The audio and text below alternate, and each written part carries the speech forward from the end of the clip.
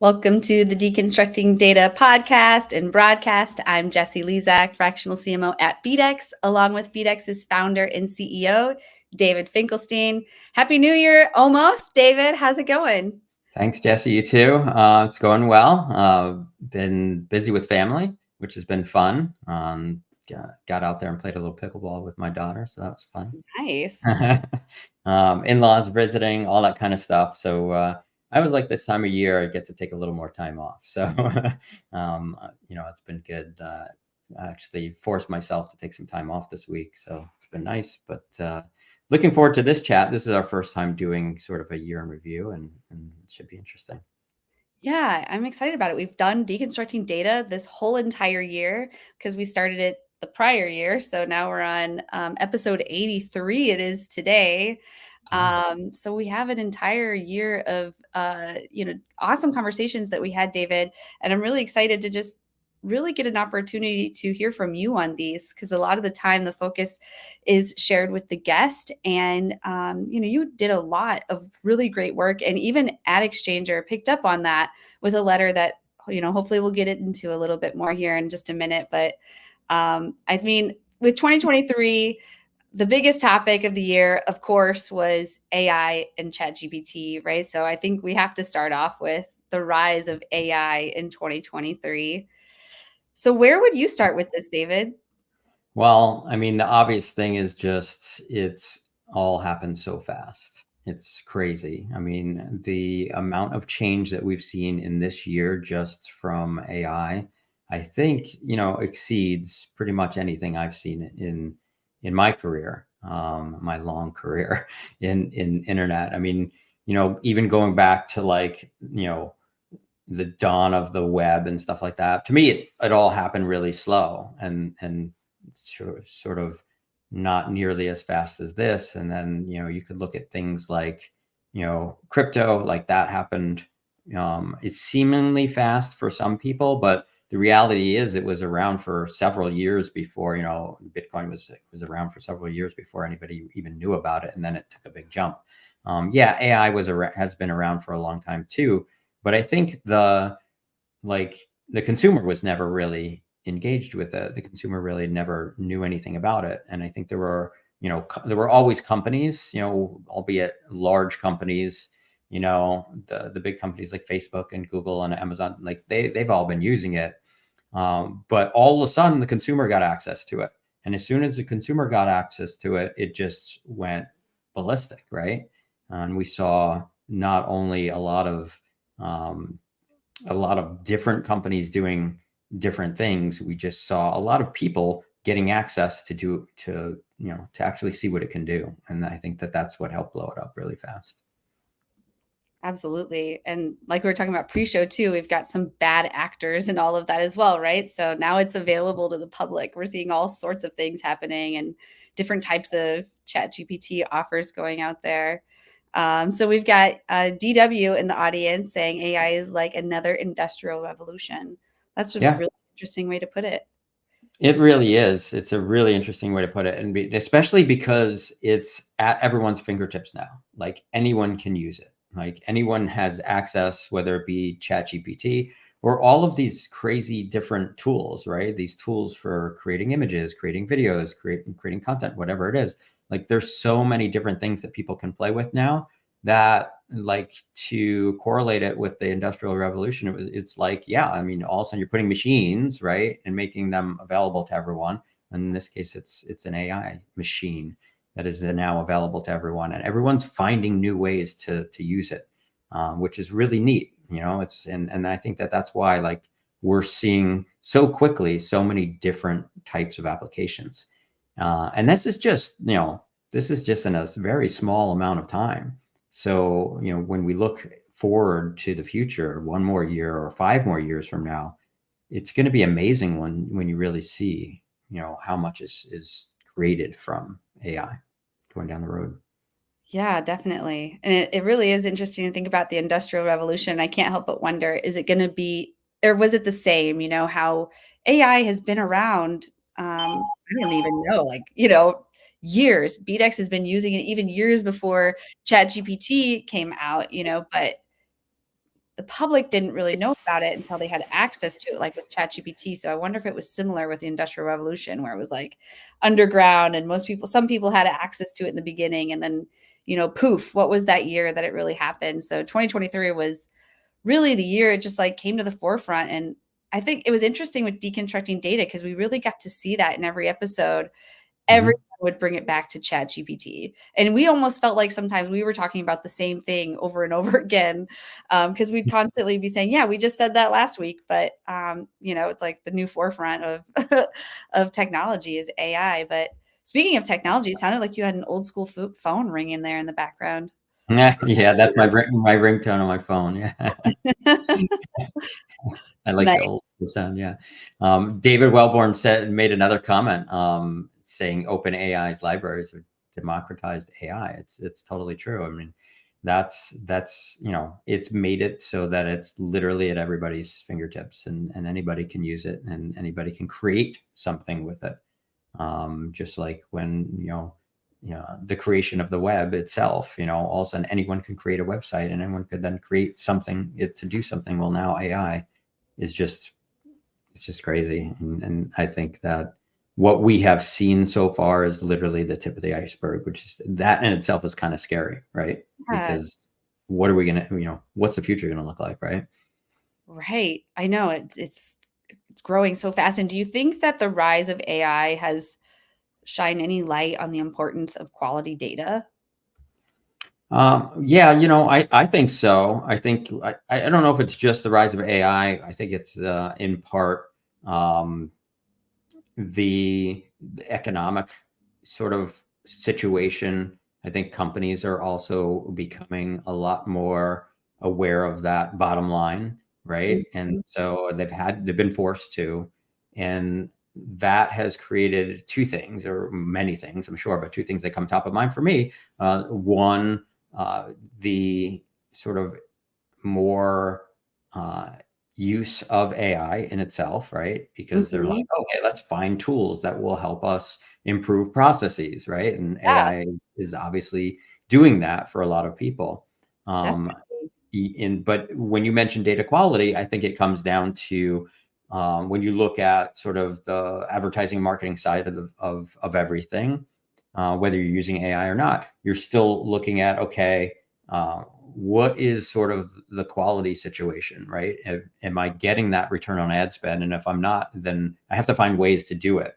And maybe AI has helped in that in some ways, but I think also looking at the quality of data that people are using has also been a factor to help them improve the return on their ad spend. Absolutely. Let's hope they are. And, we definitely know a lot of companies are looking at AI tools for marketing, as they should be.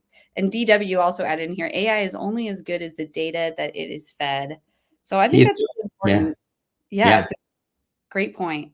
He's giving us great content to talk about here, because that's totally to going back to your point about the data quality. Yeah, Yeah, you have to be more focused on the quality of your data if you're going to use AI, because if you're just putting garbage in, you're getting garbage out, right? at a mass scale. Yeah, yeah, Yeah, and no one needs that.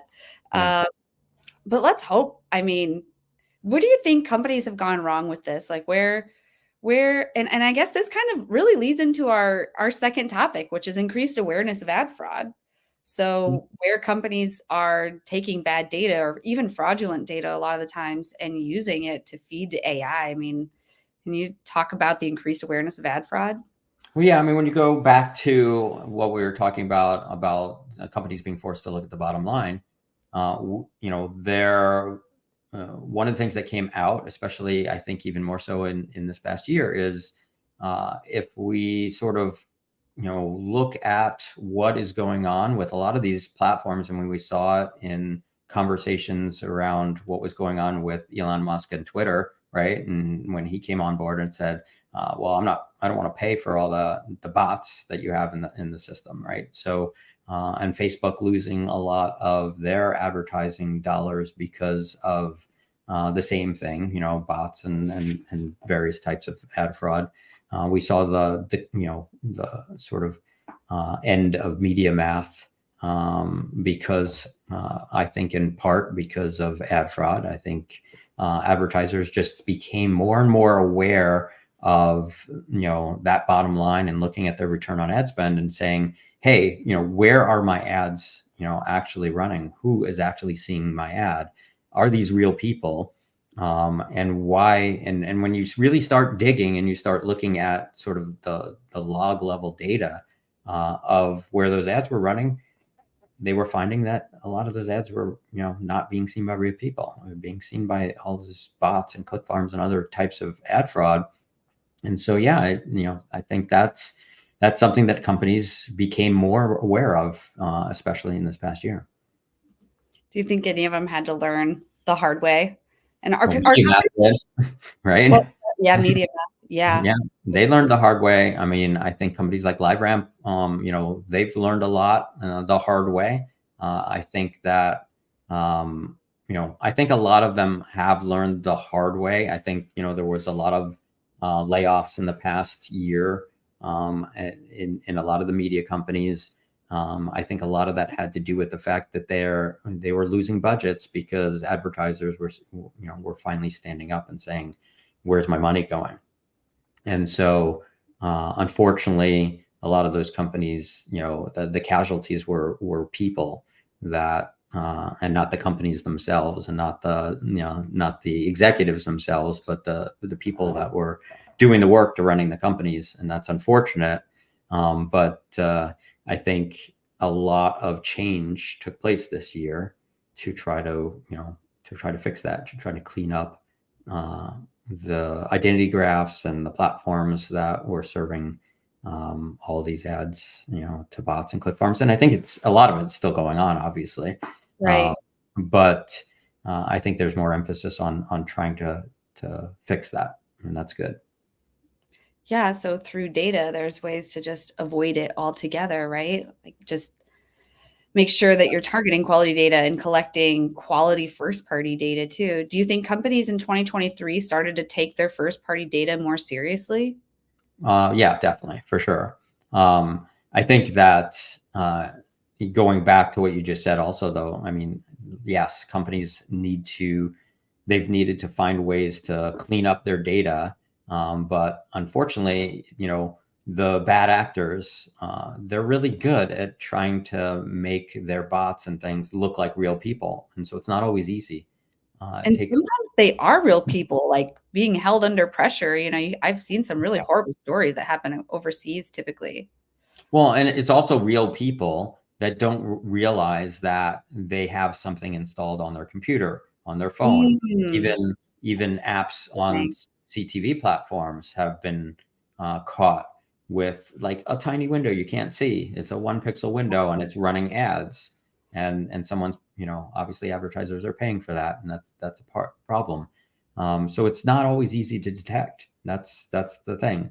It takes a lot of technology and a lot of data that to be processed. I mean, like we've been talking about, we're processing 200, 300 billion, data signals a month to analyze and figure out which IDs are bots and click farms. So it's a lot of work to do it. Um, but going back to your question about first party, yeah, I think first party data is becoming more and more important to companies. 100%. David Wellborn is saying first party data is king. In marketing, a lot of time we'll say content is king. So I don't know. Maybe we need to start saying first party data is king in Yeah, marketing. first party data is becoming king for sure. Yeah, I like that. Yeah.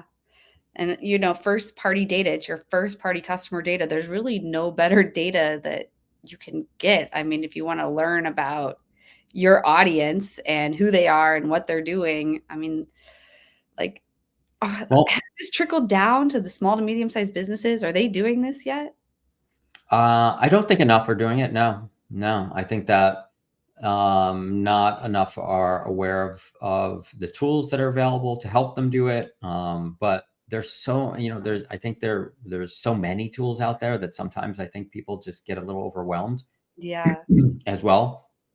Um, but I think in this sort of we talk about this a lot, but I'll mention it because it gives us a chance to plug ourselves. Um, you know I think that, you know, tools, that look at first party data are really helpful.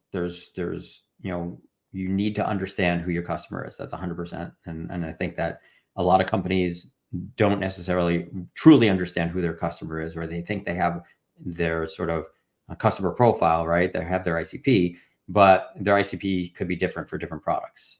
And not everybody's breaking it down that far and understanding that you may have a different ICP for different products, and you may have 100 different ICPs, right? Because the more products you have, the more different ideal customer profiles you're going to have.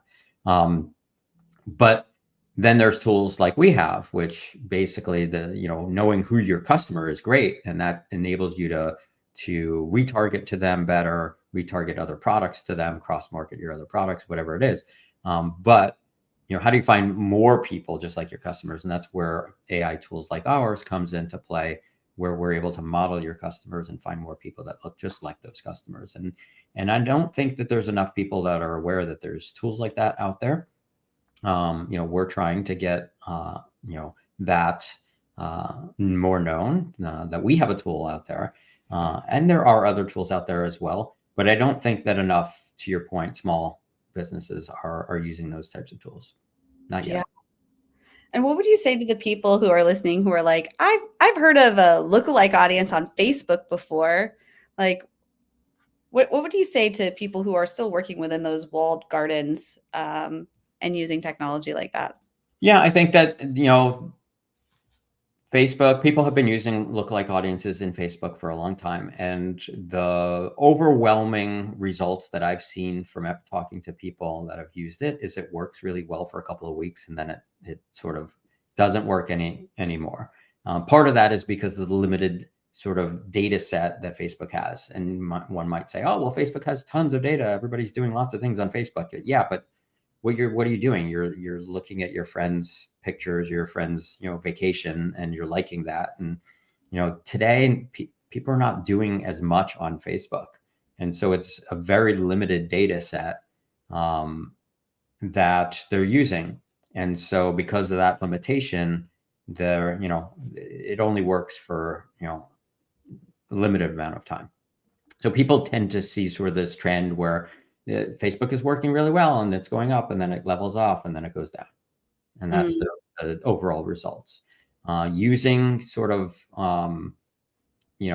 a third party vendor to create that sort of lookalike audience for you, and then onboard it to a platform, be it Facebook or whatever, Trade Desk or whatever it is, can be more effective, because often those vendors are using a wider data set. And often they have the ability, like ours, to update it on a weekly, monthly basis. The more often you update it, the more sort of current data set you have that you're using to create that lookalike. Yes, and most people just I don't think, people really realize that even this type of technology exists, and I don't wanna say even larger companies oftentimes, don't realize that they can break down the walls of the walled gardens, and, Mhm. people are not, like you said, just living on Facebook anymore. There's CTV, which is rising heavily. I mean, I don't know what the trends are in 2023, but when I was looking at 2023 in review, CTV, I did see mentioned still, and I remember last year it was, even a bigger topic. But people are on TV, and we can track, deterministically now what people are watching, when they're watching, and they're on Instagram and on LinkedIn, and there's like all these other platforms. Like Facebook is just literally one place. Not Yeah. only that, like, there's data available now to see what websites they're visiting and what stores they're visiting. I mean, you could go on, and there's what, 5,000, is it 5,000 segments total that they can, like, when they make a expanded audience in Omni IQ, it's not just Mhm. pulling from, like you said, Facebook. It's pulling from multiple different places, multiple different areas, multiple demographics, firmographics. Yeah. Can you paint that picture a little bit for people? Because I think this is going to be extremely important in 2024, because right now people are looking at data and they're just pulling it from one place. But that'll, in my opinion, be the next rise of AI, is when people start to fully understand what AI can do when they start to pull data from multiple sources. Um, and BDEX is doing that. Yeah, well, you said it. And that's the interesting thing about AI, is that we have the power now, which really, wasn't at people's fingertips, just a few years ago, and it's become more and more, available to be able to process large amounts of data, like ridiculous amounts of data, Mm. billions and billions of records, which, really only the big guys could afford to do before. Now, everybody has access to sort of do this. So now you can pull in multiple different data sets from all different sources, run it through AI, and do some really powerful things. And so, like our platform, being able to create, sort of this portable lookalike audience, that can be sent to any platform and activated on any platform, is something that you literally just couldn't do several years ago. So I think that, you're going to see more and more using these types of tools going forward, whether it be ours or other tools.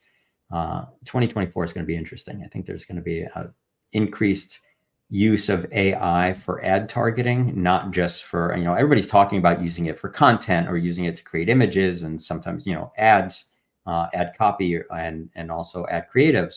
But no one's really talking about using it for ad targeting. And I think that 2024 is going to be when you really start seeing more and more companies that are using AI for ad targeting itself. Definitely. And I was going to mention, I think your dog likes that idea as well. You heard that? Yeah. No, don't usually hear him, but yeah, I definitely heard him today. You also mentioned CTV, and Yeah. so that's another obviously huge trend. I don't remember the number, but I think it was when we were talking to our partners at TiVo, they were saying something like, I think the average household has something like 7 streaming services that Mm. they subscribe to, and then I was like, that number seems ridiculous. And I'm like, oh, wait a second. I have Prime, I have Netflix, I have Apple TV, Hulu. It's like, wait a second. As you sit there and add them all up, it's like, okay, well, maybe I'm in that category as well. So I think that that's another increasing trend that we've seen a lot. And that's probably one of the reasons why it's also become a target for, fraudsters as well, in sort of the ad fraud world. That makes sense. And, now that you started talking about CTV again, I think about where we are with what we were just talking about, with most marketers still just relying only on like Facebook and Facebook data and making an audience there. Well, that really was the old way. If you think about advertising, we just had, like, say, linear TV. Well, when we just had linear TV, you just had that one channel. Everybody was watching Friends. The entire country was watching Friends, whatever hour that was. We're never going to have numbers like that on one source anymore. So, I mean, just like how TV advertisers have had to change and adjust to all these different sources, we're gonna have to do online as well. It's like you're not just building your audience for Facebook anymore. Now people on Facebook are here and they're there and they're there, and I don't know. It's sort of the trend of things these days. So data is becoming even more important. Yeah, it's really interesting in talking to them at TiVo, and it used to be that everybody would want to advertise during that one show. What is it? It's Friends. Okay, they make a ton in advertising because everybody wanted to see that show or whatever it was. And now everyone's watching different programming at different times of the day. It's not all happening at once, and so now the advertising dollars are kind of spread all across in different places at different times of the day, because there's no one show that everybody's watching at any given time. Everybody's watching sort of on their own time, and it changes so the entire sort of way that advertising works. Because in linear TV, it was just like, this show, you're advertising at this time of the day because this show is on, or at prime time, right? Prime time doesn't exist anymore in sort of the context of CTV, because people are watching different shows at different times of the days, and just based on whatever their schedule is. Yeah, and everyone there's so many niche interests now. You can go find a live stream or a podcast on whatever your niche interest is. So Yeah. yeah, it's just a different world that we're in. I wonder how, how it's going to change even more in 2024. Like, what is that next big channel going to be? I don't know. But our third topic, David, was lessons and trends from 2023. So we've covered AI and the rise of AI. What other lessons and trends have you seen pop up this year? Well, I mean, we talked about ad fraud. I think that's a Yep. big one. I think that Mhm. there were a lot of lessons learned. I think there ad fraud's been a problem for a decade and or maybe more. I don't know, but the uh, I think people just became aware of it. They were forced to be aware of it. Yes, yes, David, you can binge watch entire seasons, right? On your own time. It doesn't have to be when those shows are being watched. Yeah, That's true. that's that's that and that that in itself is sort of a new trend, right? I mean, maybe not just in 2023, but you're definitely seeing the people doing that more and more. It's changed the way people watch TV for sure. Definitely. Yeah, Yeah. you're not just tied to that 5 o'clock primetime hour. Um, but I don't know, did we finish our conversation on AI? Because I was hoping to hear from you a little on ad fraud, because I was hoping to hear from you about the letter you wrote this year to Ad Exchanger. Um, Look, the letter I wrote to Ad Exchanger, it was kind of sort of my way of writing, and I originally wrote this letter as out of frustration.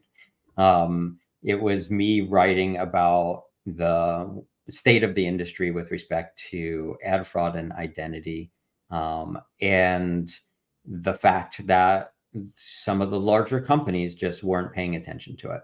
A lot of the DSPs weren't paying attention to it, and I kind of saw the trend of advertisers getting upset about ad fraud, and then you saw companies like MediaMath file for bankruptcy, and then everything that happened with Musk and Twitter, and it's like all these things are going on. Everybody's talking about ad fraud, but nobody's doing anything about it, right? Why aren't they doing anything about it? And so that's kind of what led me to write what I originally wrote was like an open letter, and then I sent it to Ad Exchanger, and they said, "Hey, can we publish this?" And they published it as an article. And I think that one of the things that was really important in there was the fact that because ad fraud creates IDs, you basically have these IDs, mobile IDs, cookies, whatever it is, IP addresses, CTV IDs. You have all these IDs that are linked to people. And then you have all these IDs that some of them are just bots. Some of them are people that have bots installed in their computer and they don't know it. But the bottom line is, like, you have these IDs that are somehow linked to some sort of ad fraud. And it's really hard to detect that, right? Because they're designed to look like people. And so that's always sort of been the challenge. And then you have companies that say, okay, they want to improve their identity graph so that they can get rid of this. And then they just don't understand, and no fault to them. They just don't understand how to identify what IDs are good and what IDs are bad, because it's not their business, right? Their business is serving ads. So, this is our business. Like, we do this. We've done this for 10 years. And so we've tried to educate, how do you test for this? And it's not easy. Companies want to do these match tests, and they want to say, okay, your data matches to my data or doesn't match to my data, and make the decision of whether they want to, um, you know, use our company for identity or use our company to build audiences or whatever it is. But the match test itself is a problem, because are we matching to good IDs or bad IDs? Are the ID and you can't prove whether your IDs are good or bad because you don't know. So one of the things that I said is, like, I think gone are the days of doing sort of these match tests for companies that are looking to improve on their identity graph. And instead, companies like ours, we just need to be able to build partnerships with companies that give them access so that they can test an ID graph in full. You can't test it in little pieces, and do these little tests and decide whether the entire graph is going to work on your platform or not. And so that was kind of like the premise of my writing the letter, was just to make companies aware that there's a lot of complexities that go into identifying IDs that are linked to fraud. And in order to truly test and understand that, you kind of have to look at the entire set. You can't look at a very small piece. And that was what I was looking at, talking to them about. That's what AdExchanger, they posted the article, and we got some really good feedback, and talked to some really good people about it. And some people that came to us and said, I'm really glad you wrote that, because, Yeah. we had, people from Comcast, people from NBC, big companies, that trade desk, that came to us and said, that was a really interesting article. I'm glad you posted it, because we weren't really aware of how complex it really is, and how difficult it really is to identify that sort of problem. So I think that, kind of like, the white paper we wrote in 2019 about the effects of bad identity data linked to ad fraud, and how it affects your return on ad spend. I think this was kind of a way that we were able to, again, sort of educate and help people be aware of the problem, and how complex it is. Well, someone needed to say it. And, for anyone listening, it's like, who isn't following along, just imagine like a spreadsheet, and you have a spreadsheet with, 5,000 columns, and you're basing whether your data matches just based on the email column. But maybe all the other columns are full of data, but the email column is the missing one. So what you're suggesting is we're able to match all of the different columns of data. So you're not just having to rely on one. Yeah. Yeah, I mean, it makes a ton of sense when you say that. I think every marketer has probably, anyone who's dealt with like migrating their marketing technology, or having to, deal with their first party data in any way, you've had to match it one way or another, and gosh, it's such a struggle when you can't. It's typically always email. People want you, these different platforms want you to match it based on email, or, I know like in the advertising world, there's other IDs at least. And, now we're looking at temporary IDs. So it's going to get even harder in many cases, but like, Yeah, what, match test used to be so simple, because it used to be just like, oh, you're just matching this data to that data. But yeah, when you're talking about the complexity of data that's literally trying to fool you, right? And when you're talking about ad fraud, it's data that's trying to fool you, you know? And so if you're trying to match on data that's trying to fool you, how are you going to match it? You could have a match and it might look good, but it might be matching to one bad data set, matching to another bad data set. yeah, I think we're, DW's got some thoughts here. Temporary mobile advertising IDs have further complicated this analysis. Oh, I can't even imagine what you go through, DW. Yeah. Yeah. And that's the thing with Apple's ATT, their feature that allows people to ask not to be tracked. That in itself creates, these temporary mobile IDs that are constantly changing. And so the addressability of advertising to that person becomes, virtually impossible. And that's the whole point, right? Because they don't want you to track data about this person. So now you have to, um, sort of, I mean, the advertisers are forced to send more generic advertising, or maybe, contextual advertising that's based on the app you're using, or the game you're playing, or whatever that is. But these IDs that are being created are linked to a person, and they end up in somebody's ID graph. And, when we've done analysis of other people's identity graphs and seen that they have 100 or more IDs linked to one person, that becomes a problem.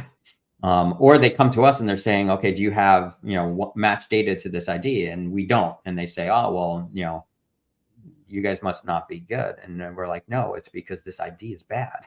And that's why we built the tech that we built, is to say, okay, well, people are coming to us with these IDs and we're not matching on them. Why are we not matching on them? And then once we, built the tech that we built that identifies the temporary IDs, we're able to go back to them and say, hey, we didn't match on them, but here's why. Like 80% of the IDs that you gave me were temporary IDs. They're not valid IDs. And I think that a lot of the companies that we've talked to have been really impressed at the fact that we've been able to go back to them and say, here we didn't match on 80% of your data, we matched on 20%, but here's why. 80% of your data is IDs that actually aren't valid IDs. They were temporary IDs. And then they come back to us and say, oh, wow, I never even knew that was a thing. And it was sort of, Apple created this monster that is created literally billions. I mean, we've tracked, we see about, I don't know what the number was, 300, 400, 500 million IDs a month that are just temporary IDs. So there are billions and billions of IDs out there that are just temporary and they're not ever going to be seen again. And if people are linking some sort of data to them, not realizing that, then that breaks a lot of things. Oh, I'm sure that's happening. Especially if people didn't realize that they were just temporary IDs. Yeah, and there's no way to know. The only way to know is to look at billions of data sets the way we do. And you mean Apple didn't send out a memo? No, they don't send out the memo. They did when they first. The funny thing is, when they first launched their ATT product, they did send out a memo. The memo was the IDs were all zeros, and so it was easy to detect and see. Okay, these IDs are the temporary IDs. Throw them away. Then they decided that was too easy. They made it too easy on people to see which IDs were not addressable. So then they changed it in the next version of iOS that came out and made it so that they created, mobile IDs that look like real mobile IDs. And so they're no longer sending out that memo the way they did when they first launched it. Wow. It really is like the Industrial Revolution. You're just like, pioneering and uncovering new forms of data. Yeah, this industry, you have to be on your toes for sure. Everything changes so fast. Absolutely. Well, I feel like since, it's the end of the Deconstructing Data episode, I should have worked in a question like we normally ask our guests, David, but for you. So I hope you don't mind. This is unplanned, but it seems relevant. If you could go back to the beginning of 2023, what is the number one piece of advice you would give yourself? Oh, wow. 2023. That's interesting. Okay. My advice is not related to what David Welburn just read. There's nothing to differentiate a temporary ID from a persistent ID. That is correct. For 2023, that's interesting. Everything changed so fast. Well, for one, this has to be business related. No, and anything you want. Well, the first thing I would tell myself is to get the shingles vaccine because I shingles and that was terrible. Yeah. But I'll try to stay more related to the business and the industry. Look, I mean, what's that? So that's an important one. Yeah, it's an important one. That's my public service announcement to everybody over 50. Get your shingles vaccine. That's you don't want shingles. The vaccine is much better than the disease, the virus. All right, so I'll stick it to business related. Look, 2023, I think that if it was for me personally, I would just say to act fast. That's all. Look, everything changes so fast. And if you want to make a decision, you want to do something, you have to act fast. That's sort of my personal, you take it any way you want. Make moves, take action. Oh, that's Yeah. a good one. Yeah. So along And those, I think that applies for 2024, going into 2024, I think I will be doing my decision making in a more timely manner and not sit on ideas, not sit on decisions and try to act fast. that's good advice. Act fast. I like that. DW says, for me, don't be afraid to make the pivot when you have to. Well, love to hear what some of the other listeners have to say. But David, one more question. So going off that, are there any lessons you've learned in 2023 that you think everyone should know? Um, yeah, I guess the lesson that I would say that I learned is that um, there's always a lot to learn. And I learned a lot this year. I mean, this whole AI thing was all new to me at the beginning of this year. And I feel like I learned a ton. Um, and so I'd say that that's the biggest lesson is like there's always a ton to learn. And I'm a big one on learning. Try to read a lot of books, but most of the books I read are business oriented. But I think that there's so much to learn, and I think everybody can sort of relate to that. You can't know everything about anything, like literally anything. Like I don't, even if you're an expert in something, there's still a ton more that you can learn about it. So I think I'd say that would be my lesson this year. That's a great lesson. And I'm glad to hear you're a lifelong student. What book? I mean, if you had to recommend one of the books that you've read in 2023, which one would it be? Oh my gosh. This year, I don't know. I'd have to go back into my library, which is, in my Amazon, whatever it is. But I don't know. I can't pick one. I don't know off the top of my head, to be honest with you. I mean, I still think that, I have a sort of library of books that I keep behind me. Um, you know, this is a really good one for people in business, stuff like that. Anything by Vern Harnish, you can't go wrong. There's basic business books that a lot of ones that I read. I've read a really good one in sales techniques this year, and the name escapes me, so I apologize for that. If I knew about the question ahead of time, I would Yeah. have been prepared. Yeah, definitely. Well, I mean, that's all really great advice. Thank you for sharing, David. And I think it reiterates to a lot of the experts we see out there, they're always the ones who, are telling us that, they don't know. So if they don't know, like, how can anyone know? Like, the people who know the most are the ones who can typically say, I don't know. Saying I don't know is actually a strength. Yeah, agree. 100%. Awesome. Well, this was a great conversation. Is there anything that you would like to add before we break for the new year? No, this is great. I mean, the only thing I'd have to add is just I hope everyone out there has a really great new year, and has a happy and a healthy 2024. Absolutely. Well, thank you so much. And I'll see everyone in 2024. All right. Thanks. Bye.